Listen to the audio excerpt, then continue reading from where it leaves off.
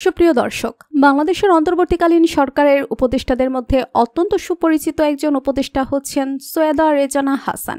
আপনারা কি জানেন রেজওয়ানা হাসানের ছেলে বাস্তবে কে? দেখলে অবাক হবেন। বিস্তারিত জানতে ভিডিওতে লাইক দিয়ে শেষ পর্যন্ত দেখতে থাকুন। দর্শক, সৈয়দা রেজওয়ানা হাসান একজন বাংলাদেশের আইনজীবী এবং পরিবেশবিদ। তিনি বর্তমানে বাংলাদেশের অন্তর্বর্তীকালীন সরকারের উপদেষ্টা এবং পরিবেশ, বন ও জলবায়ু পরিবর্তন মন্ত্রী হিসেবে দায়িত্ব পালন করছেন। নিজের সফলতা এবং কর্মের জন্যই তিনি একজন উপদেষ্টা হয়ে উঠেছেন।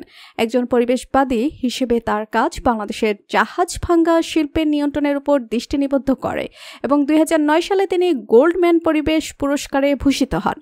বাংলাদেশে বিচারিক সক্রিয়তার প্রচারণায় আপোষহীন সাহস এবং আবেগপ্রবণ নেতৃত্বের জন্য তাকে 2012 সালে রেমন ম্যাগসেসে পুরস্কারে ভূষিত করা হয়, যা জনগণের ভালো পরিবেশের অধিকারকে মর্যাদা ও জীবনের অধিকারের চেয়ে কম কিছু নয় বলে নিশ্চিত করে।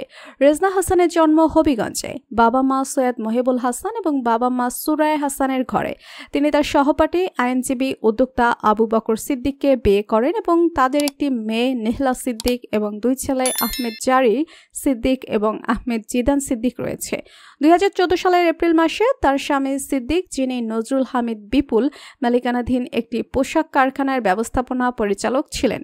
অজ্ঞাত ব্যক্তিরা তাকে অল্প সময়ের জন্য অপহরণ করে, তবে পরে নানাভাবে চেষ্টার ধারা তাকে পাওয়া যায় এবং তার পরিবারের অন্যান্য সদস্যদের তেমন কথা জানায়নি ইন্টারনেটে।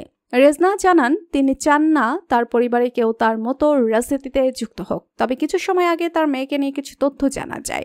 রেজনার মেয়ে থাকে ফ্রান্সে এবং তিনি সেখানে একজন মডেল হিসেবে কাজ করেন। মায়ের মতো তিনিও রূপে গুণে ভরপুর। তার বিয়ে হয়নি, সেজন্য তার সাথে বিয়ের জন্য লাইনে লেগে আছে হাজারো ছেলে। তো প্রিয় দর্শক, উপদেষ্টা সৈয়দা রেজওয়ানা হাসানকে আপনাদের কেমন লাগে লিখে জানিয়ে দিন কমেন্ট করে। পরবর্তী ভিডিও সবার আগে পেতে সাবস্ক্রাইব করুন আমাদের চ্যানেলটি। ধন্যবাদ।